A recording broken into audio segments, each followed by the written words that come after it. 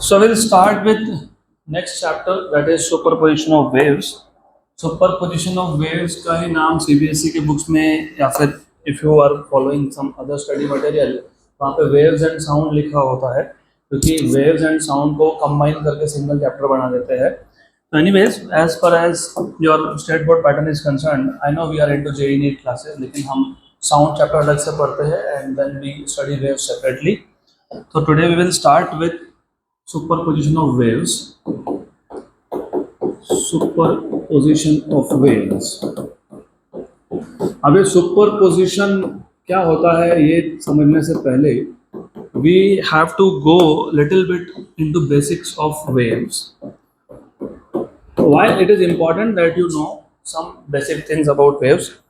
क्योंकि हमको waves को mathematically represent करना है, तो mathematically represent करने के लिए you will need to know everything about a wave. So in your 11th standard you must have covered sound chapter में ही था. सबसे पहले आप wave क्या है वो बता दो. What is wave? Wave is a wave. Wave is a wave नहीं होता है. What is wave? Wave is disturbance produced in a medium. Right? For example, there are many examples.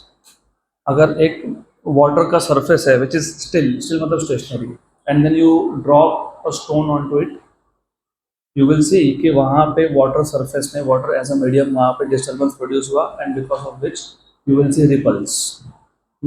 So that is disturbance produced in a medium. उसको by the way water waves बोलते हैं. Then if I take a string, एक रस्सी लिया, एक rigid support से बांध लिया, and then I am giving it a jerk up and down, मतलब मैं disturbance produce कर रहा हूँ that will travel through a medium, and that disturbance will be called as a wave. Then for example when I am speaking and you are able to hear, क्योंकि my throat is generating vibrations, that is disturbance which is traveling to your eardrums through air as a medium. The sound wave is also a disturbance produced in a medium, तो वो भी wave है. So there are many such examples of wave. By the way, अभी wave तो पता लग गया, it is disturbance produced in a medium. अब ये पता होना चाहिए how many types of waves are there. Types of waves, two types of waves. Which two types of waves? Mechanical and non-mechanical. What do you mean by mechanical wave? What do you mean by mechanical wave? What is a mechanical wave? A wave which requires a material medium for its propagation is called as a mechanical wave. So waves can be classified into two types, mechanical and non-mechanical. So mechanical wave में a medium is required for the propagation of wave. A medium is required. तो अब जो तुमको तीन example दिए मैंने, water waves का या फिर वेव्स ऑन अ स्ट्रिंग का या फिर साउंड वेव का, ये सारे ही मैकेनिकल वेव्स है because they require a material medium for their propagation. पहले केस में वाटर वेव में वाटर वाज अ मीडियम, दूसरे केस में स्ट्रिंग वाज अ मीडियम, तीसरे केस में air is a medium. Then you have another type of wave, for example electromagnetic wave which are called as non-mechanical waves which do not require material medium for their propagation. Non-mechanical waves. So non-mechanical waves are those waves which do not require material medium for their propagation. So no medium is required here. Example, electromagnetic waves are non-mechanical waves, meaning to say they can travel without medium also. Good. और then longitudinal और transverse पे हम लोग बाद में आएंगे. फिलहाल तो इतना बताना चाहिए मैकेनिकल एंड नॉन मैकेनिकल.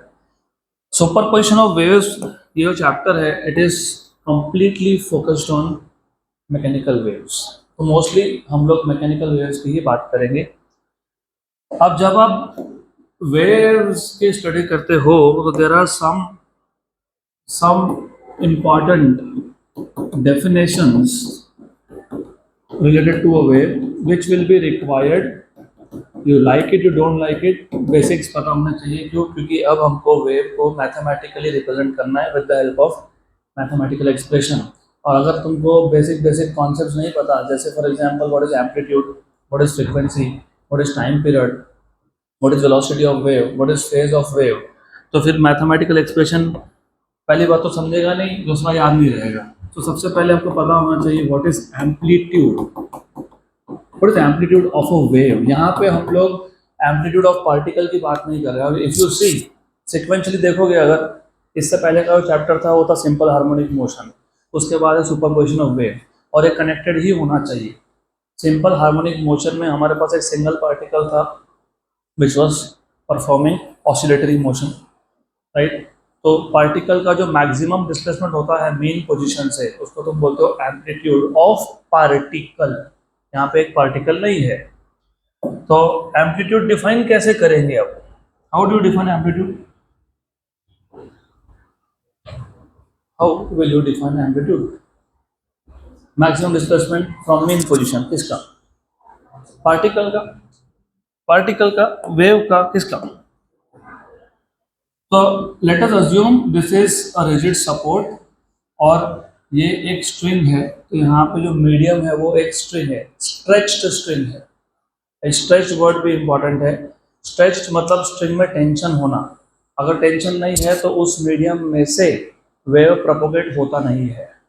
बहुत बहुत फंडामेंटल चीज़ें है ये।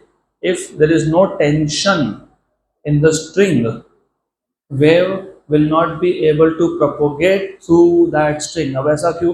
इसलिए 11th का बेसिक्स पता होना चाहिए।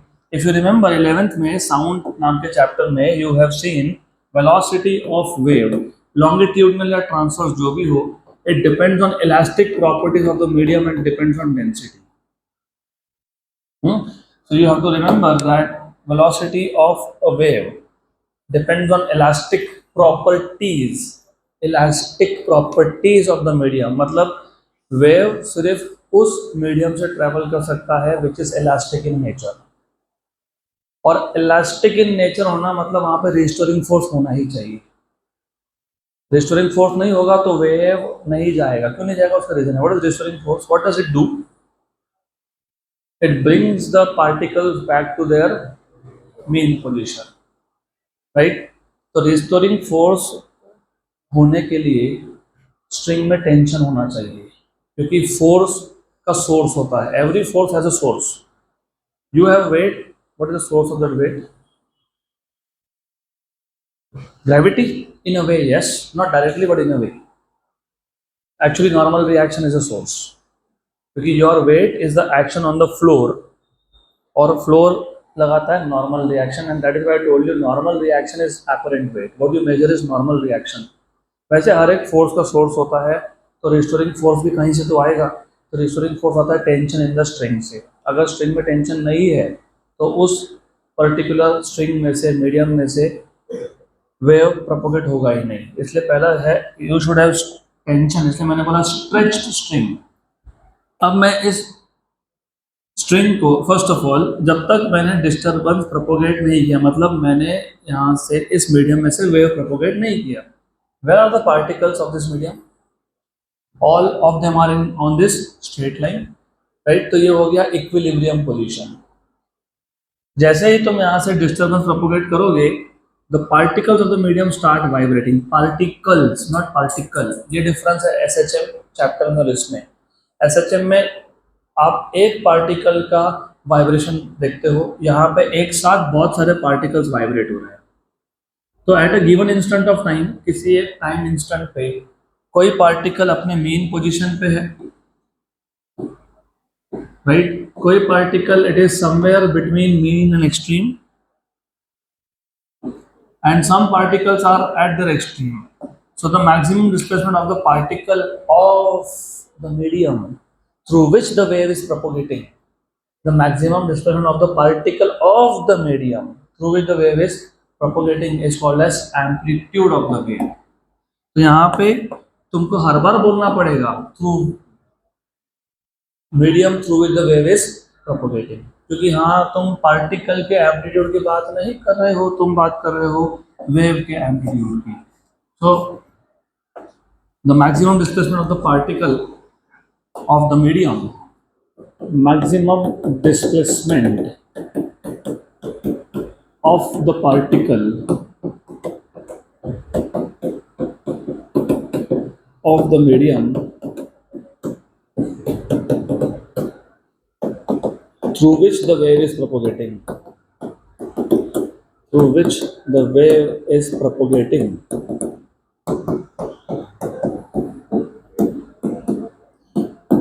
is known as amplitude. Is known as amplitude. अब आप सबको पता ही है एम्पलीट्यूड इज डिस्टेंस, तो मीटर में आएगा, और आपको पता ही है डिस्टेंस L⁻1 होता है, तो अभी वो मैं यहाँ सब लिखने नहीं वाला हूँ, so you are aware of it is distance.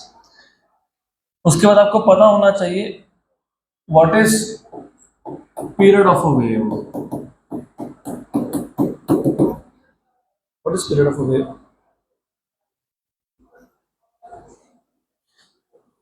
ये 10-15 मिनट के बाद हर एक चीज लगेगी मैथमेटिकल एक्सप्रेशन बनाने के लिए, तो इसलिए अच्छे से पता होना चाहिए what is period of a wave.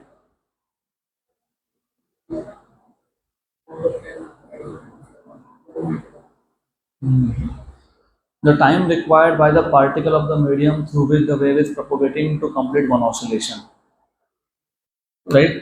You said the same thing, yes, but in a slightly different way. ठीक है? It's the time taken by the particle to complete one oscillation, one vibration, one simple harmonic motion.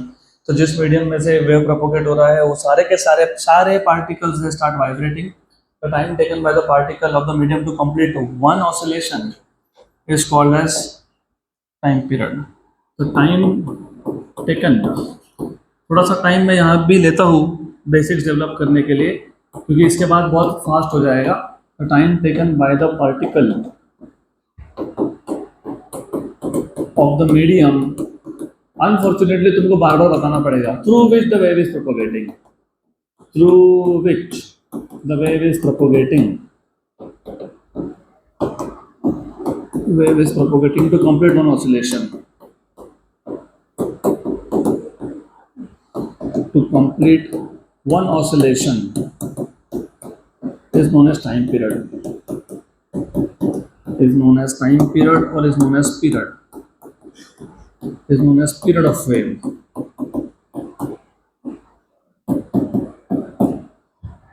हाँ, particle को जितना time लगता है एक oscillation complete करने में उतना ही पीरियड ऑफ वेव होता है. Then you need to know what is frequency. Frequency के बहुत सारे टाइप के डेफिनेशंस है. You can define frequency in 3 different ways. What is frequency? The number of oscillations perform by the particle of the medium through which the wave is propagating per unit time. Unit time में कितने oscillation particle perform कर रहा है of the medium through which the wave is propagating is called as frequency. या फिर you can also say frequency is the reciprocal of time period. और ऐसा क्यों बोलते हैं तुमको पता ही है वो. If the particle takes for example half second to complete one oscillation, तो 1 सेकेंड में 2 ऑसिलेशन कंप्लीट हो जाएंगे. If the particle takes 1/4 second to complete one oscillation, तो 1 सेकेंड में 4 ऑसिलेशन कंप्लीट होंगे. If the particle takes 1/8 second, तो 1 second में 8 होंगे. तो if you see time period और फ्रीक्वेंसी ये रेसिप्रोकल ही आते हैं. So frequency is the reciprocal of time period. तीसरा भी डेफिनेशन है. तो अगर मैं इस मीडियम पे कोई भी एक पॉइंट इमेजिन कर लेता हूँ, एनी पॉइंट P, इस P पॉइंट में से 1 सेकेंड में मतलब यूनिट टाइम में कितने वेव्स पास हो रहे हैं, that is called as frequency. The number of waves passing through a point of the medium per unit time is called as frequency. So फिलहाल तो I will be stick with the definition. The number of oscillations performed. The number of oscillations performed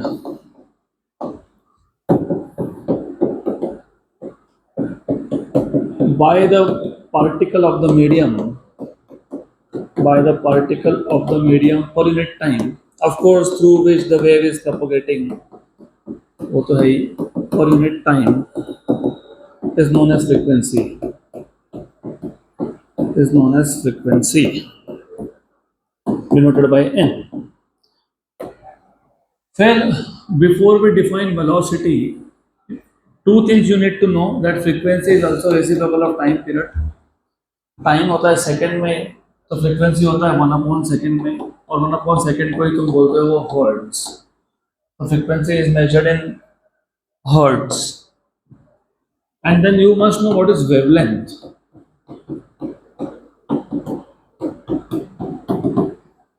how do define wavelength? I know that you will say, वो नहीं सुनना है मेरे को, the distance between two successive crest और two successive trough is known as wavelength, the distance between two successive compression two successive rarefaction is known as wavelength. That is what I am not expecting at this stage. थोड़ा सा advance level पे सोचना पड़ेगा. How do you define wavelength?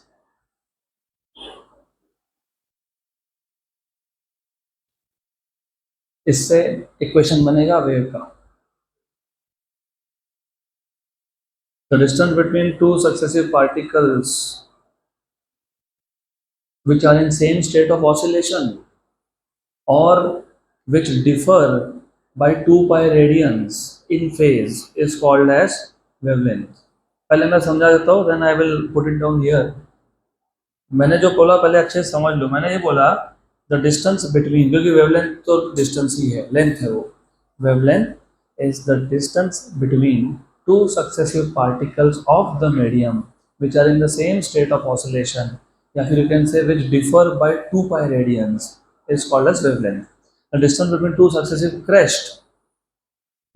crests भी वही particles होते हैं which are in the same state of oscillation, या फिर which differ by 2 pi radians. The distance between two successive compression भी वही होता है. Two successive compression are the two particles which differ in phase by 2 pi radians. मतलब क्या, let us imagine. अब ये थोड़ा इंपॉर्टेंट है, बहुत इंपॉर्टेंट है, वेरी इंपॉर्टेंट, बिकॉज ये समझा तो तुमको मैथमेटिकल एक्सप्रेशन समझेगा. Let's say I have a wave, I have a medium string. Then मैं काम करता हूँ, मैं ये दो लाइंस ड्रॉ कर देता हूँ. These two line represents maximum and minimum displacement of the particle, मतलब maximum on the positive side and minimum on the negative side. And remember ये सारे के सारे पार्टिकल्स फिलहाल अपने मेन पोजीशन पे है, क्योंकि हमने अभी तक डिस्टरबेंस प्रोड्यूस नहीं किया. Now I propagate the disturbance through this medium. तो द पार्टिकल स्टार्ट्स ऑसिलेटिंग. हाँ, अब थोड़ा अच्छे से ध्यान देना. जो डिस्टरबेंस यहाँ पर जो वेव है, it is going from left to right. You have to remember this. It is going from left to right. Okay, left to right. अब इमेजिन करो कि एक पार्टिकल था, लेट अस से बी पार्टिकल था, बी वो यहां था. जब तक डिस्टरबेंस उस तक पहुंचा नहीं, it is at it's equilibrium position which is the mean position. मतलब उसने अपना वाइब्रेशन स्टार्ट नहीं किया, लेकिन जैसे डिस्टरबेंस आया इट स्टार्ट्स ऑसिलेटिंग. और आपको याद होगा और होना चाहिए, जब पार्टिकल अपने मीन से राइट एक्सट्रीम तक जाता है टाइम लगता है T/4 और फेज कवर होता है π/2. याद है मैंने आपको फेज बताया था SHM के टाइम पे. और पार्टिकल राइट पॉजिटिव एक्सट्रीम से वापस मीन पे आया तो और π/2 का फेज कवर किया, मतलब π/2 + π/2 दैट इज पाई. तो जब तुम बोलते हो कि फेज एंगल इज पाई, मतलब तुम बोल रहे हो particle is still in its first oscillation, it is at its mean position. Now it will go to the negative side और लेफ्ट, मतलब नेगेटिव एक्सट्रीम पे आ गया. If it reaches negative extreme और π/2, तो π/2 π/2 π/2 3π/2 मतलब particle is at the negative extreme in its first oscillation. Now it will go to the towards the mean position. और अब ये पार्टिकल वापस यहाँ पे आ गया तो एक ऑसिलेशन कंप्लीट हो गया, that is 2 pi radians. Now it will start its second oscillation. ये तो तुमने SHM में सीखा ऑसिलेटरी मोशन में. फिर नया क्या है, नया अब स्टार्ट होगा. यू हैव टू नाउ पे more attention. What I will do is, मैं यहाँ पे कुछ पॉइंट्स और लेता हूँ. ये C पॉइंट है, ये D पॉइंट है. और याद रखना wave is travelling from left to right. Wave is travelling from left to right. Good. तो सबसे पहले वेव किसके पास पहुंचा, B पे. जब B का एक राउंड खत्म हो गया था, राइट, तब C पे वेव पहुंचा है. मतलब B का फेज C से ज्यादा है, उसका एक ऑसिलेशन मतलब 2 पाई एंगल कवर हो गया, अब C पे वेव आया है. अब सोचो ये जो B और C है, they are called as particles of the same state. क्यों? क्योंकि अब पार्टिकल ये यहाँ गया, साथ में ये भी वहां गया, तो they have the same state of oscillation, क्योंकि उनका डिस्प्लेसमेंट किसी भी इंस्टेंट ऑफ टाइम पे सेम रहने वाला है, राइट. उनका डायरेक्शन ऑफ वेलोसिटी भी सेम रहने वाला है. These are kind of particles. हम साथ साथ हैं, जहाँ जाएंगे साथ में जाएंगे. And sorry for my poor jokes but I am used to it now. ये ऐसे ही जाएंगे, साथ में ही जाएंगे, लेकिन only thing is that displacement is same. Yes, amplitude मतलब डिस्प्लेसमेंट सेम है, direction of velocity is same. Yes, what is not same is the number of oscillation. और इसके लिए एंगल सेम नहीं है, फेज सेम नहीं है. याद रखना, बी का एक ऑसिलेशन कंप्लीट हो गया था, ये उसके दूसरे ऑसिलेशन में अभी राइट एक्सट्रीम, पॉजिटिव एक्सट्रीम पे है. तो 2 पाई प्लस पाई बाई 2, मतलब इसका फेज है 5 पाई बाई 2 और इसका फेज है पाई बाई 2, क्योंकि ये अपने पहले ही ऑसिलेशन में था. What is 5 pi by 2 minus pi by 2? 2 pi. 2 pi, तो मैंने भी तो वही बोला, the distance between two successive particles which differ in phase by 2 pi is called as wavelength. Or any 2 points which differ in phase by 2 pi, they are actually points of crest or trough or any other points on the mean position also. तो हम जब wavelength का definition बनाते हैं ना, हम उसको simplify करके बोलते हैं the distance between two successive particles, या फिर the distance between two successive crest और टू सक्सेसिव ट्रफ. लेकिन उसका रियल मतलब ये होता है that the distance between two successive particles which are in the same state of oscillation या फिर which differ in phase by how much? 2 pi. अब ये सोचो कि मैं तीसरा पार्टिकल लिया, मैंने एक पार्टिकल डी है, लेफ्ट टू राइट जा रहा था वेव. जब डी पे वेव पहली बार पहुंचा तब सी का एक ऑसिलेशन कंप्लीट हो गया है और बी के 2 हो गए हैं. करेक्ट, क्योंकि लेफ्ट टू राइट जा रहा है. जब डी पे वेव पहुंचा, ये तो पहले में अभी सेट होगा, सी का 1 हो गया, बी के 2 हो गए. तो डी वाला पार्टिकल पहली बार यहाँ पे आया फर्स्ट टाइम, तो इसका फेज कितना है? Pi by 2. ये दूसरी बार आया तो कितना है? 5 पाई बाई 2. ये तीसरी बार आया 9 pi by 2, 13 pi by 2, 17 pi by 2, 21 pi by 2. और मैंने बताया था आपको इस सेक्शन में, फेज अच्छे से समझना, मैंने आपको बताया था 0 पाई, 2 पाई, 3 पाई, 4 पाई, 5 पाई, 6 पाई, 7 पाई. These are the phases when the particle is at the mean position. इसमें से जो even वाले हैं 0, 2 पाई, 4 पाई, 6 पाई, they represent that the particle has completed oscillation. जैसे 0 मतलब पहला स्टार्ट हो रहा है, 2 पाई मतलब पहला खत्म हो गया, दूसरा स्टार्ट हो रहा है, 4 पाई मतलब दूसरा खत्म हो गया, तीसरा स्टार्ट हो रहा है, 6 पाई मतलब तीसरा खत्म हो गया, चौथा स्टार्ट हो रहा है. और ये जो ऑड वाले थे पाई, 3 पाई, 5 पाई, 7 पाई, it represents the particle is at mean position लेकिन half oscillation. पाई मतलब half, 3 पाई मतलब 1/2, राइट, 1.5. उसके बाद 5 पाई मतलब 2.5. अब तो ये पता होगा तो फिर आगे समझेगा. By the way, if you no, ये जो ट्रफ वाले पॉइंट्स होते हैं ना, trough 3 pi by 2, 7 pi by 2, 11 pi by 2, ऐसा आता है 15 पाई बाई 2. ये पाई बाई 2 है ना रेस्ट. तो ट्रफ वाले जो होते हैं वो 3 पाई बाई 2 होता है. ये पाई बाई 2 प्लस तुमने क्या किया, पाई बाई 2, 4 पाई बाई 2, 4 का डिफरेंस है, तो 3 पाई बाई 2 और 4 मतलब 7 पाई बाई 2. तो इफ यू नोटिस, अगर ये 3 पाई बाई 2 वाला है तो ये 7 पाई बाई 2 ही आने वाला है. तो you now need to remember this definition of wavelength. तो अगली बार से अभी वेवलेंथ जब भी बोला ना, do not tell me that it is the distance between two successive crest.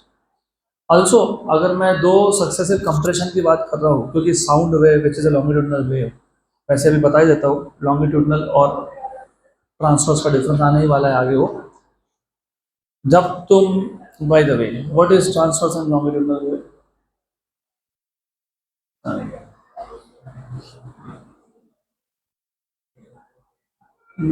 Direction of propagation, what?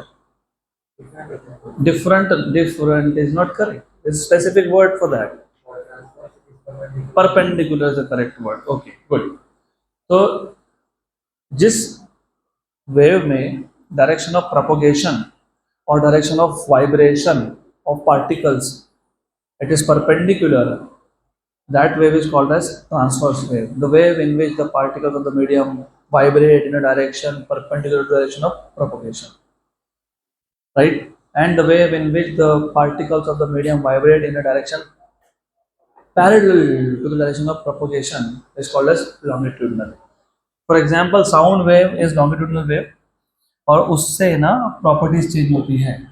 हमको बहुत बेसिक बेसिक चीज़ें लगती है, लेकिन जब क्वेश्चन सॉल्व करने बैठते हो I see that you if you don't know basics, basics के बिना नहीं होगा। तो ऐसा है, I am just drawing some pattern here. Okay, why? Because you know air as a medium, जब तक तुम उसको डिस्टर्ब नहीं करते हो, you can imagine that the molecules of air are uniformly distributed. Imagine बोला मैंने, I am not saying कि ऐसा ही होता है, I am just saying imagine, you can imagine that thing. So you can just imagine that these are the molecules of air, and then if you disturb this medium, disturb करने के लिए you have a speaker, you have throat, you have tuning fork, you have so many sorts of sound, etc etc. तो मैं tuning fork ले लेता हूँ, when I take a tuning fork, ये tuning fork के प्रॉन्ग्स है, two arms, and then I pat it, पटकना, तो प्रॉन्ग बाहर जाएगा अंदर जाएगा, बाहर जाएगा अंदर जाएगा। जब वो बाहर जाएगा तो वो पार्टिकल्स को पुश करेगा, पुश, ये बन गया कंप्रेशन। जब वो अंदर आएगा तो डेंसिटी विल डिक्रीज, डेंसिटी जानबूझ के वर्ड यूज किया, आगे काम में आएगा। तो उस केस में पार्टिकल पार्टिकल का डिस्टेंस बढ़ता है, तो कंप्रेशन आगे गया, ये रेयर फ्रैक्शन बन गया। फिर ऐसा करते करते करते करते you will have compression, rarefaction. Compression में डेंसिटी ज़्यादा होता है, रेयर फ्रैक्शन में कम होता है। Compression, rarefaction, compression, rarefaction, compression चलता जाएगा। So the distance between two successive compression या फिर the distance between two successive rarefaction, ये कंप्रेशन कंप्रेशन का डिस्टेंस है। ये भी वेवलेंथ होता है, ये भी वेवलेंथ होता है। गुड। और यहाँ के भी जो पार्टिकल्स है ना, कंप्रेशन टू नेक्स्ट कंप्रेशन, उनका फेज डिफरेंस भी 2 पाई ही होता है। तो you need to remember now the distance between two successive particles of the medium which differ in phase by 2 pi or which are in a same state of oscillation is called as wavelength. So the distance between two particles, I will say two successive particles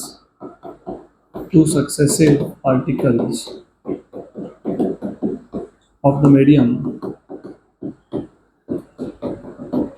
medium which are in same state of oscillation,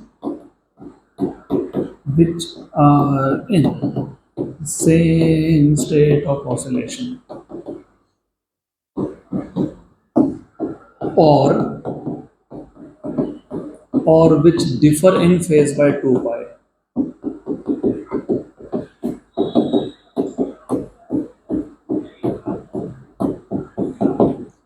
is known as wavelength.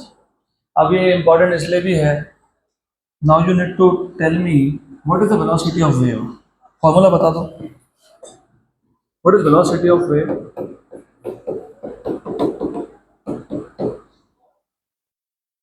What is velocity of wave? F lambda, frequency into wavelength, n lambda, ठीक है, frequency into wavelength कहाँ से आया?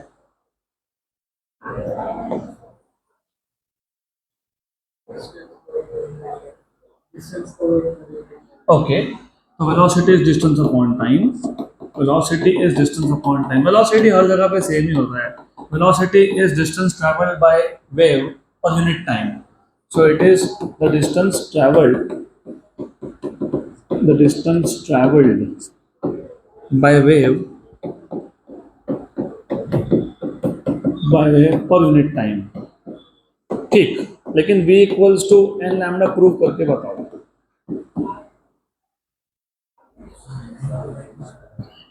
इसलिए important था to understand कि जिस medium में से वेव पास हो रहा है उसके पार्टिकल्स SHM परफॉर्म कर रहे हैं, and time taken by the particle to complete one oscillation is called as time period. तो पार्टिकल का टाइम पीरियड और वेव का टाइम पीरियड सेम होता है। हम बात कर रहे हैं वेव की और टाइम पीरियड यूज कर रहे हो पार्टिकल का, इट इज द सेम। कैसे? For example let's say the particle starts from extreme position. What do you mean by time period? Time period होता है it starts from extreme, goes to mean, then goes to left extreme, then comes to mean and comes back to positive side. इसको बोलते हो तुम one oscillation, मतलब time taken by the particle to complete one oscillation is time period. तो एक time period में इसने क्या किया, यहाँ से स्टार्ट हुआ, क्रेस्ट से स्टार्ट हुआ, मीन पे गया, ट्रफ पे गया, मीन पे गया और वापस क्रेस्ट पे गया। राइट। ये पार्टिकल तो अपने जगह पे ही है, लेकिन ऐसा इमेजिन करो, पॉजिटिव एक्सट्रीम से क्रेस्ट से स्टार्ट किया, मीन पे गया, ट्रफ पे गया, मीन पे गया, वापस क्रेस्ट पे आया, राइट। ये एक टाइम पीरियड हो गया ना। तो ये एक टाइम पीरियड में वेव कितना आगे गया? वेव एक टाइम पीरियड में एक क्रेस्ट से कहाँ गया? दूसरे क्रेस्ट तक, दैट इज वेवलेंथ। तो distance travelled is wavelength and time is time period, and 1 upon time period is frequency. So velocity is n lambda, right? तो velocity is n lambda. अभी ये इसलिए बताते हैं, आएगा क्वेश्चन, आएगा क्वेश्चन, बहुत सारे आएंगे जिसमें तुमको SHM और सुपरपोजिशन ऑफ वेव्स कंबाइन करके दे देंगे। तो ये n लैम्डा वेव वेलोसिटी है, पार्टिकल वेलोसिटी नहीं है। पार्टिकल वेलोसिटी क्या होता है? Omega under root of A square minus X square, क्योंकि particle is performing SHM. Good. तो वेव वेलोसिटी बोला तो n लैम्डा, पार्टिकल वेलोसिटी बोला तो omega under root of A square minus X square. What is the maximum particle velocity? A omega plus minus A omega. Good. तो expecting कि तुमको ये सब पता है, अब no finally we can start making mathematical expression for simple harmonic progressive wave. तो यहाँ से तुम्हारा चैप्टर ओरिजिनली स्टार्ट होगा, वो बाकी सब बेसिक्स है जो लगने वाला है, सिंपल हार्मोनिक प्रोग्रेसिव वेव। अब ये सिंपल हार्मोनिक प्रोग्रेसिव वेव क्या होता है? सबसे पहले तो बताओ ये प्रोग्रेसिव वेव क्या होता है? What is progressive wave? जो वेव प्रोग्रेस करता है प्रोग्रेसिव वेव होता है। सही बात है। A wave which continuously travels in a given medium in a given direction is called as progressive wave. तो जो वेव कंटिन्यूसली ट्रैवल कर रहा है वो प्रोग्रेसिव वेव है। So a wave which continuously travels in a given direction in a given medium, a wave which continuously travels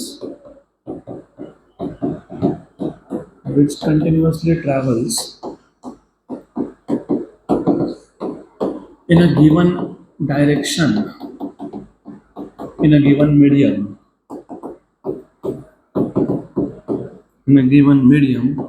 is known as progressive wave.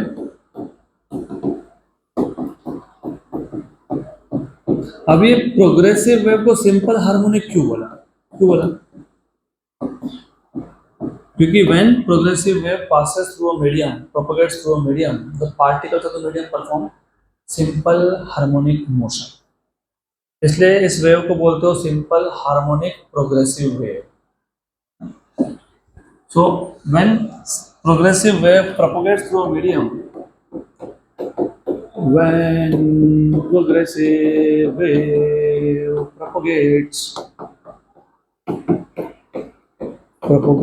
through a medium, the particles of the medium perform SHM. The particles of the medium, all the particles of the medium perform SHM. All important है, all. Hence it is said to be simple harmonic progressive wave. Simple harmonic progressive wave, SHPW, simple harmonic progressive wave. यहाँ तक clear? Now we are ready to represent the wave through a mathematical expression. और mathematically क्यों represent करना है? अलग अलग type के wave होते हैं, किसी का एम्पलीट्यूड कम होता है, किसी का ज़्यादा होता है, किसी का फ्रीक्वेंसी कम होता है, किसी का ज़्यादा होता है, किसी का फेज एंगल कुछ होता है। तो हम क्या बार बार बोलेंगे देखो दो वेव है, एक का एम्पलीट्यूड ज़्यादा है, एक का कम है? तो फिर that's why we are suppose to represent the wave mathematically. अब मैथमेटिकली वेव अगर रिप्रेजेंट करना है, उसका इक्वेशन तुमको समझना है, याद रखना है, तो जो बेसिक चीज़ मैंने बताई वो तुमको पता होनी चाहिए। मैंने अभी तुमको बताया था थ्रू एन एग्जाम्पल, अगर वेव लेफ्ट टू राइट मतलब towards positive x axis propagate कर रहा है, if the wave is propagating towards positive x, two things are important. Particles are vibrating along y, क्योंकि ये ट्रांसवर्स वेव है। Number 2 which is important, जो left के particle है उस पर वेव पहले आया, मतलब लेफ्ट साइड के सारे पार्टिकल्स का ज़्यादा फेज है। More the particle is to the left, more is the phase angle, मतलब particle to the right has less phase angle. ये समझेगा तो मैथमेटिकली बनेगा। तो लेट्स से ये एक स्ट्रेच्ड स्ट्रिंग है, लेट अस से ये ओरिजिन है, लेट अस से कि ओरिजिन पे एक पार्टिकल है, मैंने इसमें से डिस्टर्बेंस पास कर दिया और मैं डिस्टर्बेंस अभी भी लेफ्ट टू राइट ही प्रोपोगेट कर रहा हूँ।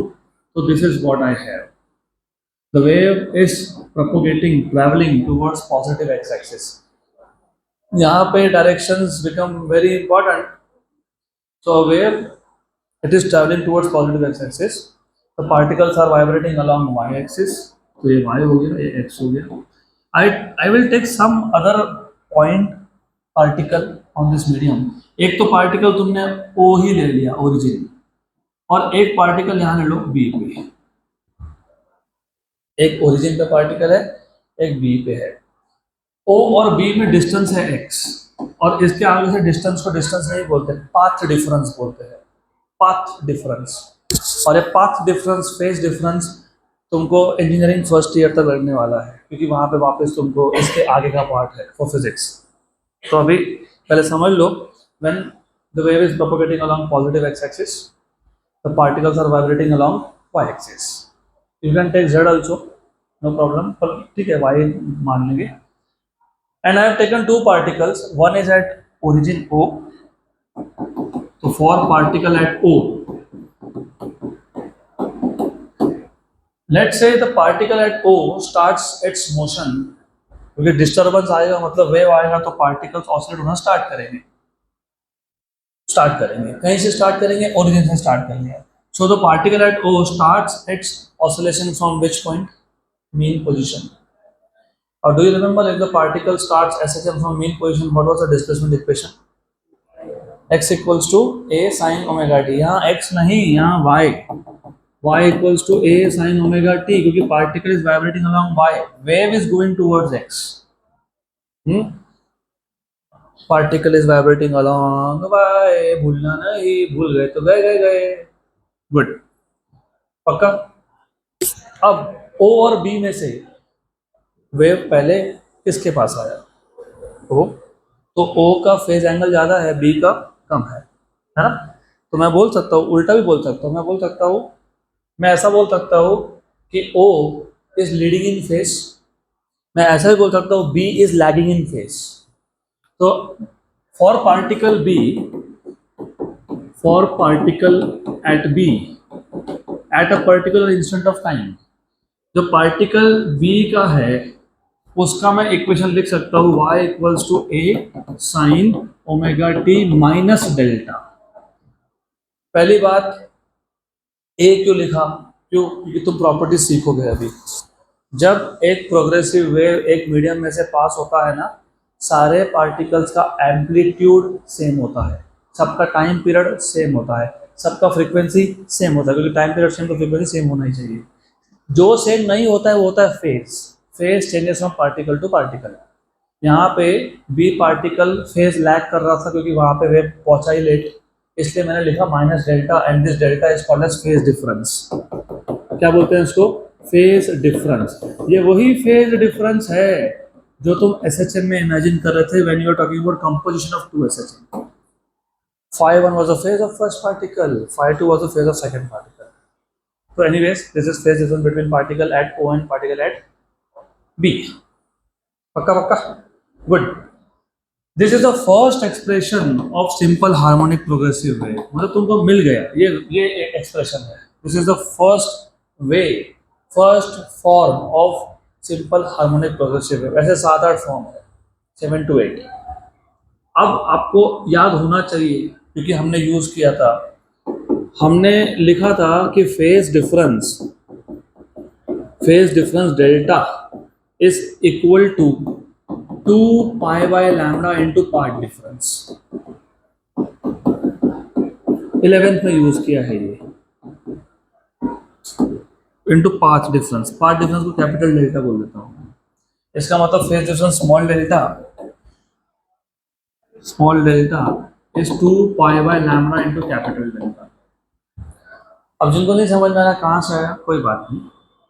Coming back to this picture, this is very important thing, extremely important.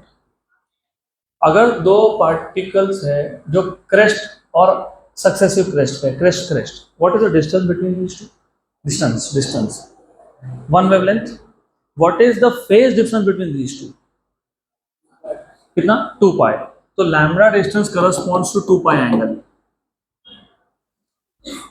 और अगर ये और वो लेता तो 2 लैम्डा दैट इज 4 पाई। तो 2 लैम्डा 4 पाई मतलब लैम्डा इक्वल टू 2 पाई। तो डिस्टेंस मतलब path difference of lambda corresponds to phase difference of 2 pi, correct? तो lambda by 2 corresponds to how much? Crest और ट्रफ लैम्डा बाय 2 होता है, हाउ मच? पाई। कितना? पाई। तो path difference of lambda corresponds to 2 pi phase difference and path difference of lambda by 2 corresponds to pi। मैंने तुमको अगर पूछ लिया वो बताओ तो पाई बाय 4 फेज डिफरेंस मतलब कितना पार्ट डिफरेंस? इसके लिए फॉर्मूला चाहिए, तो ये फॉर्मूला वहीं से आता है। वेरीफाई करना है कर लो। अगर मैंने बोला पार्ट डिफरेंस लैम्डा है, पार्ट डिफरेंस लैम्डा है, तो फेज डिफरेंस कितना होना चाहिए? तुमने बोला कितना होना चाहिए? 2 पाई। तो अगर मैं पार्ट डिफरेंस को लैम्डा लिखता हूँ तो कैंसिल हो गया कि नहीं? तो 2 पाई। तो phase difference is equal to 2 pi by lambda into path difference. तो ये मैं यहाँ पे सब्स्टिट्यूट कर दूंगा। Therefore y equals to a sin omega t minus 2 pi by lambda into x। अभी x कहाँ से आया? हमारे डायग्राम के हिसाब से पार्ट डिफरेंस क्या है? x है, तो मैंने x लिखा। तो 2 pi by lambda into x। और x क्यों लिखा? क्योंकि मुझे समझने के लिए कि वेव जा कौन से डायरेक्शन में रहा है, x में जा रहा है, z में जा रहा है, we want to know it is going along x, तो मैंने इसे x के टर्म्स में लिखा है इसको। Good. Then this is the second form of simple harmonic progressive wave. अब if you know, of course you know omega is 2 pi n, तो 2 pi n t minus 2 pi by lambda into x। 2 pi common निकाल लेता हूँ, y equals to a sin 2 pi common आ गया nt minus x by lambda. This is the third form of the same way. Y equals to a sin 2 pi। Frequency होता है 1 upon time period, तो n को लिखा 1 upon time period minus x by lambda. ये हो गया fourth form of the same way. सबसे ज्यादा यूज होता है ये, तो it is most important. I will recommend कि एक ही याद रखो, ज्यादा कंफ्यूजन में पढ़ो ही मत। You just remember this one or you just remember any one of this। अगर चाहिए तो ये भी याद कर सकते हैं। तो I recommend remembering this, क्योंकि ओमेगा तो 2 पाई है पता ही था, 2 पाई कॉमन निकलता है, दिखता ही है। तो इक्वेशन नंबर 2 थोड़ा आसान पड़ेगा आपको। देन अभी बहुत सारे फॉर्म्स है, there are too many forms. तो मैं क्या कर सकता हूँ, मैं यहाँ से n को भी कॉमन निकाल सकता हूँ। I can take this n out. तो y equals to a sin 2 pi, ये n को बाहर निकाल लिया, n आ गया बाहर, t minus x by lambda. लेकिन सेकेंड टर्म में n था कि न्यूमरेटर में नहीं था, तो तुमको एडजस्ट करना पड़ेगा। एडजस्ट कर लिया, y equals to a sin 2 pi n small t minus x by v, क्योंकि n लैम्डा इज v। तो अभी समझ में आ रहा होगा कि ये सब क्यों, ये इसके लिए if you see amplitude, if you see frequency, time period, velocity, सब पता होना चाहिए।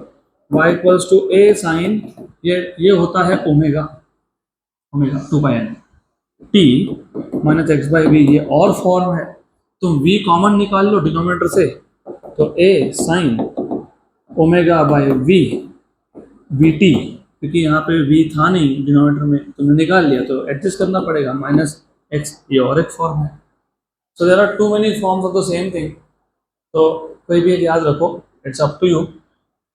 इस पे ज़्यादा क्वेश्चंस आते हैं 4th नंबर पे, वो याद रखना आसान पड़े तो वो, नहीं तो फिर 2।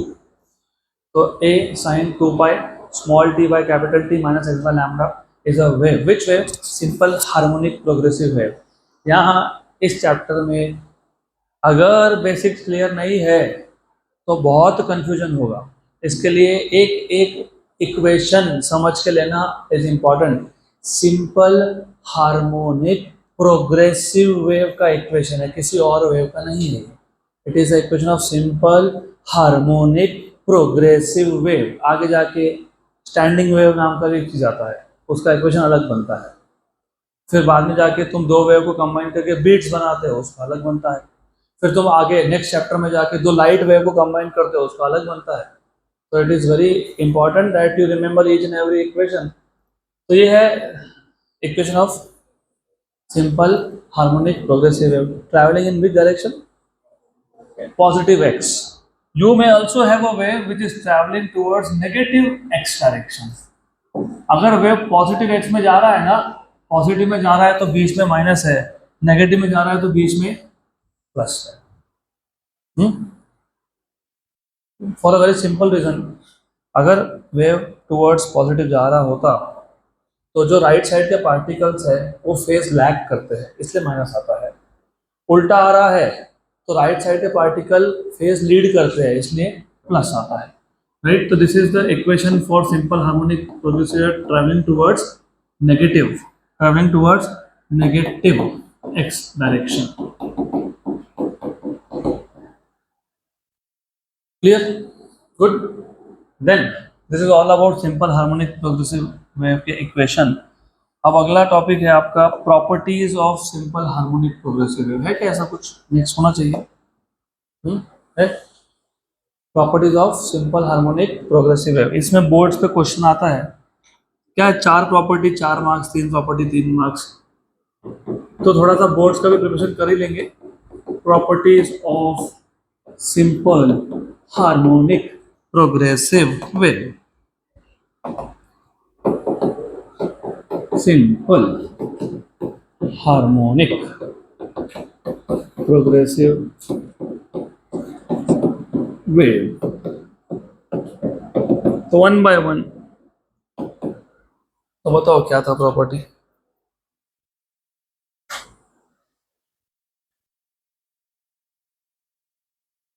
था प्रॉपर्टी, पहला प्रॉपर्टी क्या है? When simple harmonic progressive wave propagates through a medium, all the particles of the medium perform simple harmonic motion. All the particles of medium perform simple harmonic motion. Right, और सारे particles का amplitude time period और frequency same है। तो मैं यही लिख देता हूँ, perform simple harmonic motion with same amplitude. Phase same नहीं होता है, same amplitude, period and frequency. Number 2, phase changes from particle to particle. एक पार्टिकल का जितना फेज है उसके अगला या उसका पिछला उसका फेज सेम नहीं होगा। तो phase changes from particle to particle.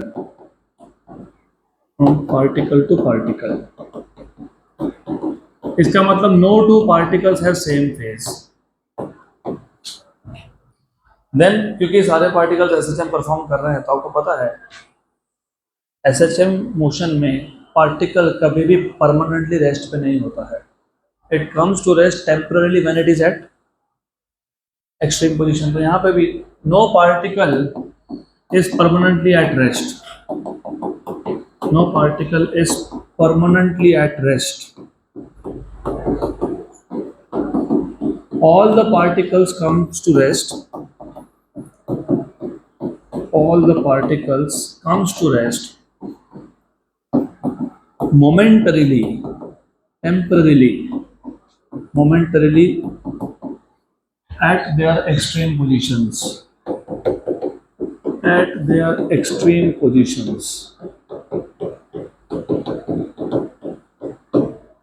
Then जिस मीडियम में से प्रोग्रेसिव वेव प्रोपोगेट हो रहा है उसके पार्टिकल एसएचएम परफॉर्म कर रहे हैं, मतलब जब पार्टिकल मीन पोजीशन पे आएंगे तो उनका वेलोसिटी क्या होगा, maximum. So all the particles have their velocity is maximum at the mean position. So the velocity of the particle, the velocities of the particles are maximum when they are at mean position. When they are at mean position.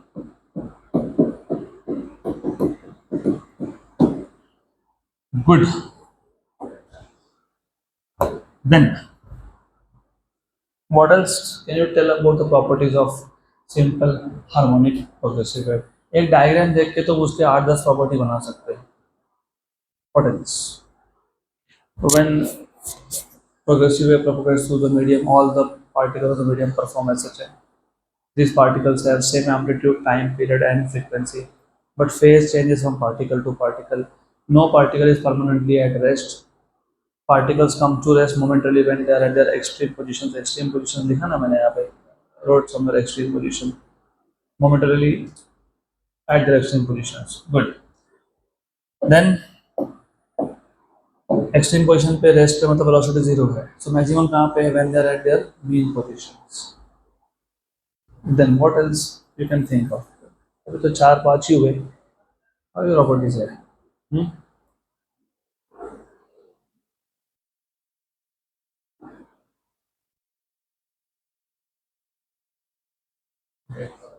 हाँ, two types of progressive wave. ठीक है, there are two types of progressive wave, transverse and longitudinal. Good. You can say progressive waves are of two types. Progressive waves are of two types. By the way, ये mechanical waves की बात चल रही है, medium है तो. One is transverse and the other is longitudinal. फिर transverse progressive wave में the particles of the medium vibrate perpendicular to direction of propagation. So in transverse waves,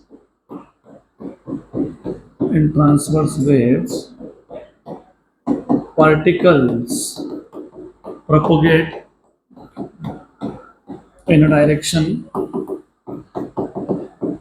perpendicular to the direction of propagation. अब लगने को तो बहुत simple लगता है यार, ये तो बहुत सिंपल बात है, सिंपल ही है. लेकिन वेव ऑप्टिक्स में तुमको समझेगा, there will be topic called as polarisation of light. Sunglasses पहनते हो, लाइट का इंटेंसिटी कम होता है, लाइट पोलराइज होता है इसलिए इंटेंसिटी कम होता है. और पोलराइजेशन होता सिर्फ ट्रांसवर्स वेव का है. और वो क्यों होता है, अगर ये पता होगा कि particles are vibrating in a direction perpendicular, तो समझेगा कि why polarisation happens. Longitudinal wave का पोलराइजेशन हो ही नहीं सकता. Good. So in longitudinal waves, the particles vibrate in longitudinal waves. The particles vibrate in a direction parallel to the direction of propagation. Parallel to the direction of propagation. Then what else? Of course, you should think ये जो longitudinal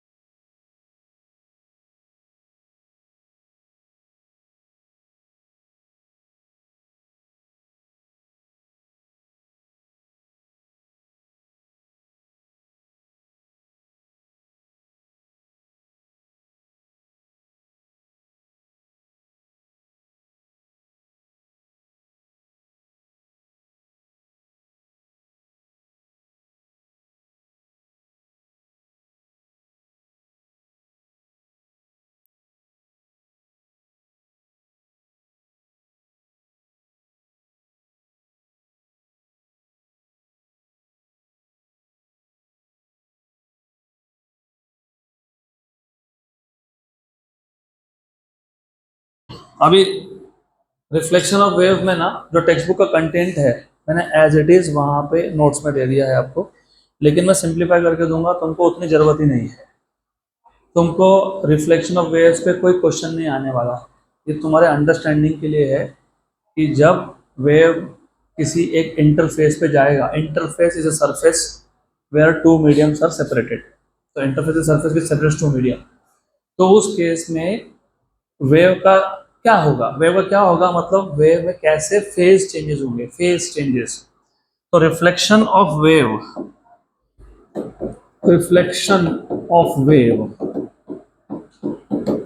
इसमें हमको दो waves का reflection का बात करना है, रिफ्लेक्शन ऑफ ट्रांसवर्स वेव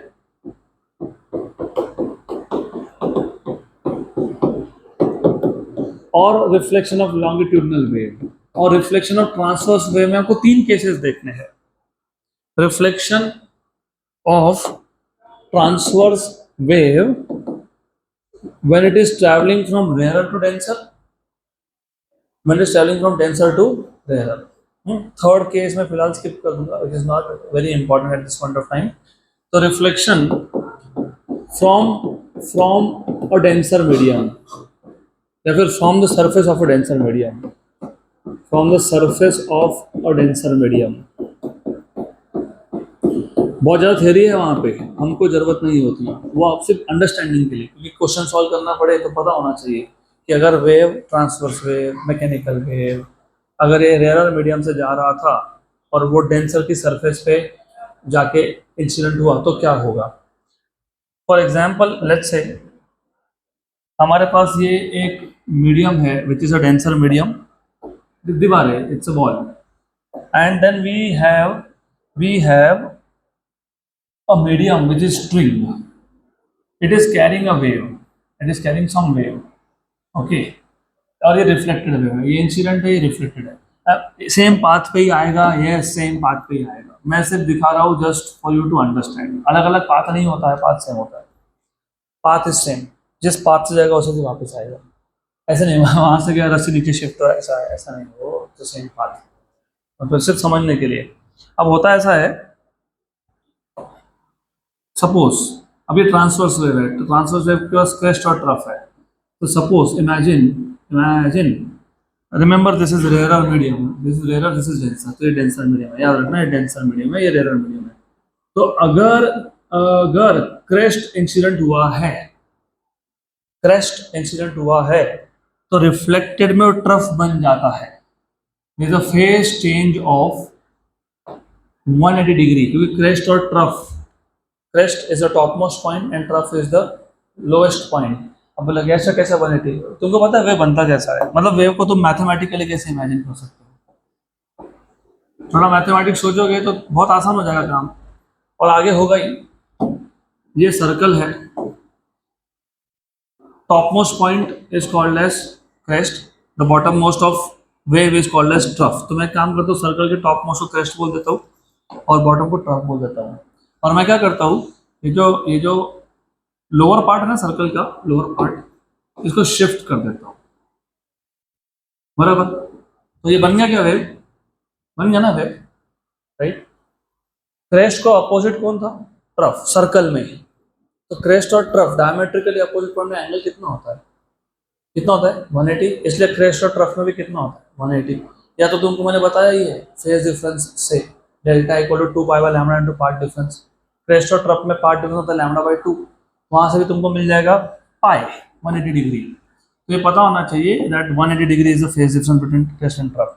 तो अगर स्ट्रिंग रेयर था, डेंसिटी कम था उसका, और वो जो वॉल है जहाँ से रिफ्लेक्ट होके आ रहा है वो डेंसर है, तो when the wave gets reflected from a denser medium, crest becomes trough, मतलब there is a phase change of pi radians 180 degree, मतलब path change of lambda by 2, path change कितना हुआ लैम्डा बाई 2, क्योंकि crest का trough बनना मतलब lambda by 2 distance होना, clear, पक्का। जब reflection is from the surface of a rare medium, अब बोलोगे ऐसा क्यों होता है, ऐसा होता है because of something called as action reaction.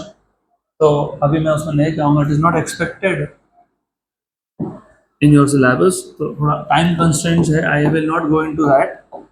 तो मैंने एक्सप्लेन करके दिया है आपको, if you want to read you can read. Reflection from the surface of a rarer medium, जब स्ट्रिंग डेंसर है और रिफ्लेक्टिंग सरफेस एरर है, तो this is a reflecting surface, this is rarer in nature, then in that case there is no change, no phase change। यहाँ पे देखो, गया crash था, आया ट्रफ है, यहाँ पे ऐसा कुछ नहीं है, यहाँ पे जो गया वही आया। So when the medium is denser and the surface through which it is getting reflected is the surface of rarer medium, crest goes, crest comes back, trough goes, trough comes back, there is no phase change, so phase difference is 0 in this case। ये तो हो गया transverse wave के लिए। Now let us have a look at longitudinal wave. Longitudinal wave में उल्टा होता है, उल्टा। तो when you look at reflection of longitudinal wave, इसमें भी दो ही केस बनेंगे आपके, सेम दो केसेस बनेंगे। तो when you look at the reflection of longitudinal wave,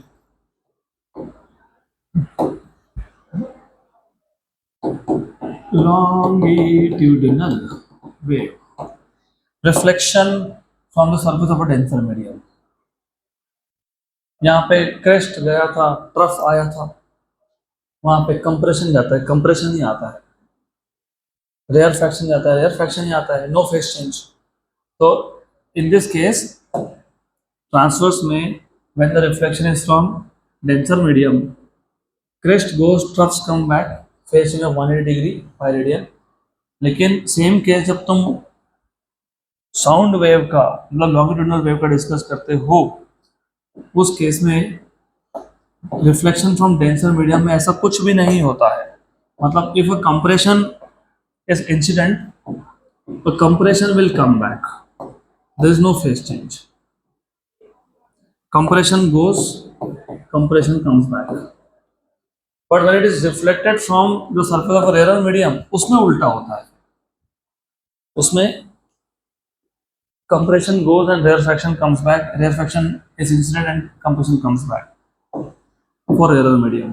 So when the surface, reflecting surface is the surface of a rarer medium in this case, तो अगर compression incident हुआ है तो rarefaction बन के वापस आया है, तो फेस चेंज हो गया यहाँ पे।